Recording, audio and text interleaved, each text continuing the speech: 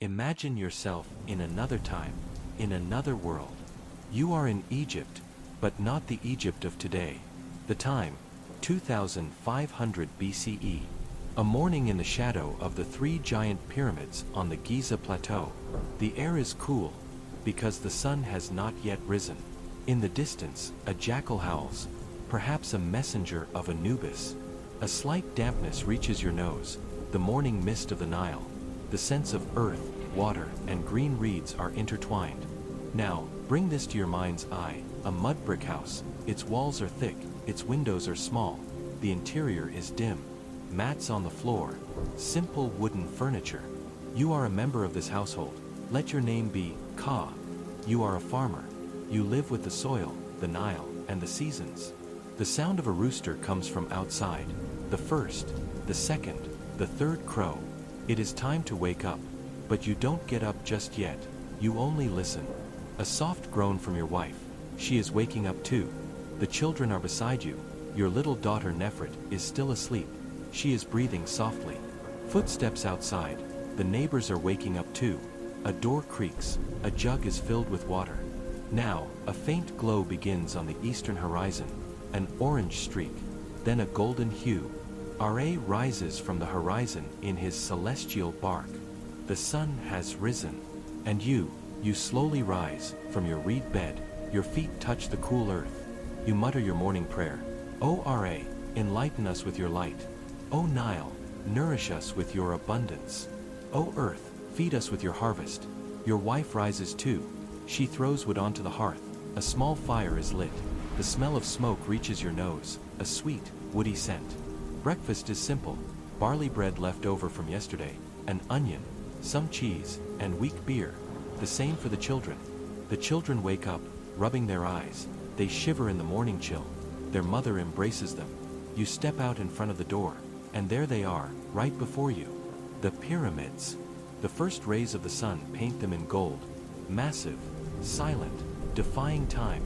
The Pyramid of Khufu, the largest, 146 meters high, 2,300,000 stones, each weighing 2.5 tons. And you wake up to this view every morning. These houses of the God Kings are a part of your daily life. But today, your work is not at the pyramids. It is in your field. Because you are a farmer, you walk to your field. The road is dusty. The papyrus sandals on your feet are soft. Your donkey is with you. His name is Midu, your loyal friend. He carries hoes and sickles on his back. You greet your neighbors on the way. Good morning, Pentu. May Ra protect you. And you, Ka, will you be irrigating today? You arrive at your field. The Nile flood has just ended. The soil is moist, fertile, and dark. This black soil is Kemet itself. Egypt's name comes from here, the black land. You thrust your hands into the earth. It is cool and soft. You feel the abundance. Today you will irrigate, because the Nile has receded, and you will use your shadaf. The shadaf, a simple machine, a long pole, a bucket on one end, a weight on the other. You dip the bucket into the Nile, fill it with water, lift it easily thanks to the weight, and pour it into the field channels. Up, down, a rhythmic movement, almost meditative. Drops of sweat trickle down your forehead, but you do not complain, because this sweat is the sweat of prosperity. This water is the water of life. Harika ber atmosfer kermaya devam ediyorsun. Kanin tarladaki alan turaini. Pyramid insatandaki o ritmik seslo burlsterman hikayai muazzam ber durinlik katmis. Ist bu et kalayasai volumen ingelis severisi. You walk to your field. The road is dusty. The papyrus sandals on your feet are soft. Your donkey is with you. His name is Midu, your loyal friend. He carries hoes and sickles on his back. You greet your neighbors on the way. Good morning, Pentu. May Ra protect you. And you, Ka, will you be irrigating today? You arrive at your field. The Nile flood has just ended. The soil is moist, fertile, and dark. This black soil is Kemet itself. Egypt's name comes from here, the black land. You thrust your hands into the earth. It is cool and soft. You feel the abundance. Today you will irrigate, because the Nile has receded, and you will use your shaduf. The shaduf, a simple machine, a long pole, a bucket on one end, a weight on the other. You dip the bucket into the Nile, fill it with water, lift it easily thanks to the weight, and pour it into the field channels. Up, down, a rhythmic movement, almost meditative. Drops of sweat trickle down your forehead, but you do not complain, because this sweat is the sweat of prosperity. This water is the water of life. Noon approaches, the sun is overhead, the heat increases. You retreat to the shade, under a date palm tree. Your wife has brought lunch, more bread, onion, garlic, fish, a fresh fish caught from the Nile. As you eat, sounds come from afar, from the pyramid site. The sounds of stone cutting, the strike of copper chisels against limestone. Knock, knock, knock. The shouts of workers, the rhythmic song of hundreds of men pulling giant stone blocks on sledges. Heya, heya, carry the stone to Ra. These sounds are the background music of your life. Every day, every hour. Sometimes you wonder, what would it be like to be one of those workers? They are the merit, royal workers. They aren't actually slaves. They receive wages, wheat, barley, beer, clothing. But their work is hard, very hard, carrying stones from the quarries to the pyramids. Every day, for years. And some die, in accidents, from exhaustion. But then they are buried, with a ceremony. They have tombs, with their belongings. Because the pharaoh wants to guarantee the afterlife not just for himself, but for those who serve him. But you have made your choice, to work the land, to live in the cycle of the seasons. In the afternoon, you continue your work. Now it is time for hoeing. You clear the weeds, you aerate the soil. Birds are all around, herons by the Nile, sparrows picking grains from the field. Evening falls, shadows lengthen, the shadows of the pyramids fall across the fields. The work is done. You return home, tired but at peace. When you reach home, your wife and children are waiting for you. Little Nefret comes running. She clings to your legs. Father, I saw a lizard today. It was so green. You pick her up. You smell her scent, a mix of child, earth, and a hint of butter. Dinner is being prepared at home. Lentil soup, bread with onions, dates, a little wine. Before the meal, you pray at a small altar. You have your household gods. Bes, the dwarf god who protects the home. Tauret, the goddess of childbirth. You offer them a bit of food, a bit of milk. Then you sit down for the meal. On the mats, a single dish in the middle. Everyone eats with their hands. The children tell about their day. Today we swam in the Nile with Ammonius. We escaped from a crocodile in the water. No, I'm just joking. You laugh. A simple, sincere happiness. Then you sit down for the meal. On the mats, a single dish in the middle. Everyone eats with their hands. The children tell about their day. Today we swam in the Nile with Ammonius. We escaped from a crocodile in the water. No, I'm just joking. You laugh. A simple, sincere happiness. After dinner, your wife goes to her loom. She weaves linen thread, making cloth. As for you, you clean your tools, sharpening the hoes. Outside, night has fallen. The stars are shining. The Egyptian night, stars divided into different constellations. Sa, Orion. Sopdet, Sirius. The stars are gods. They walk across the sky every night. Now the air is cooling. The desert chill is arriving. You go inside. You sit by the fire. You tell the children a story, an ancient tale. Once upon a time, long ago, there was the god Osiris. His brother Set was jealous of him. He sealed him in a chest and threw him into the Nile. But his wife Isis searched for him. She found him, and their son Horus was born. Horus grew up and fought Set. He lost his eye, but then he won. And that lost eye, the Udjet eye, became a protective amulet. The children's eyes grow heavy. Sleep overcomes them.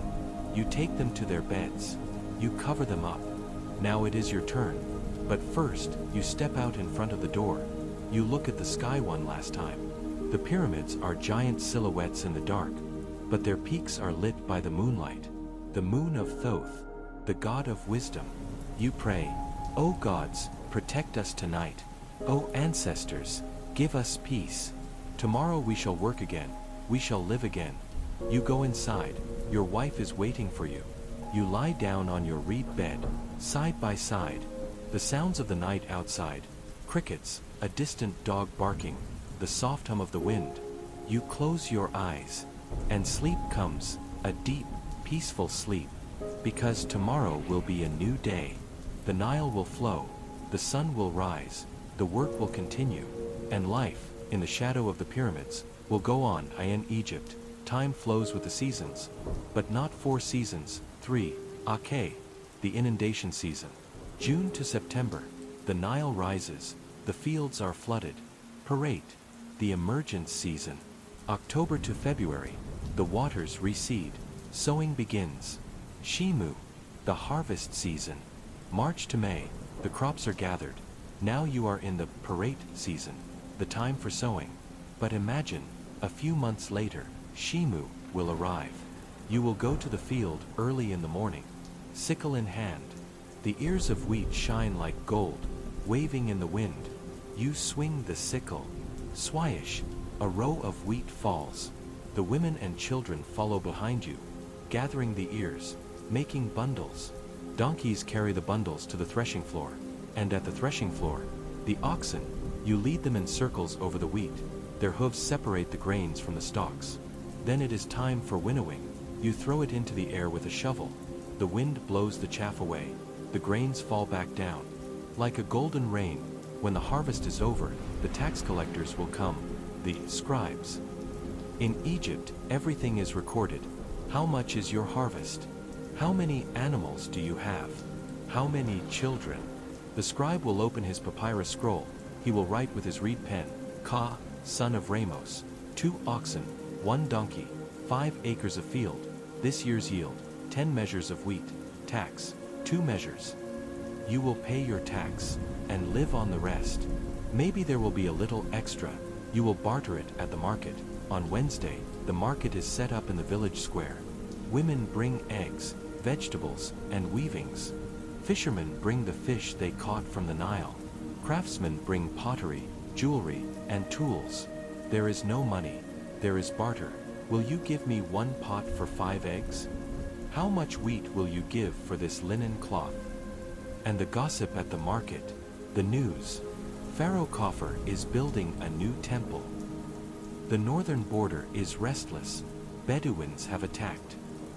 So-and-so's wife has given birth. It's twins. And sometimes, on very special days, the festivals. The Opet festival. The statue of the god Ammonius is carried from temple to temple. Priests under the golden baldachin. Songs are sung. Instruments are played. The people are lined up along the roadside. Or the Sed festival. The pharaoh's 30th year. Ceremonies to renew his power. On these days, there is no work.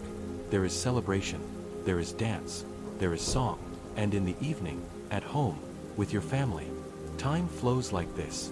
The seasons turn. The years pass. The children grow up. Little Nefret is now a young woman. She is learning to weave. Your hair turns gray. Your back begins to ache. But the pyramids remain the same. They do not change. They were there before you were born. They will be there after you die. Eternity in stone.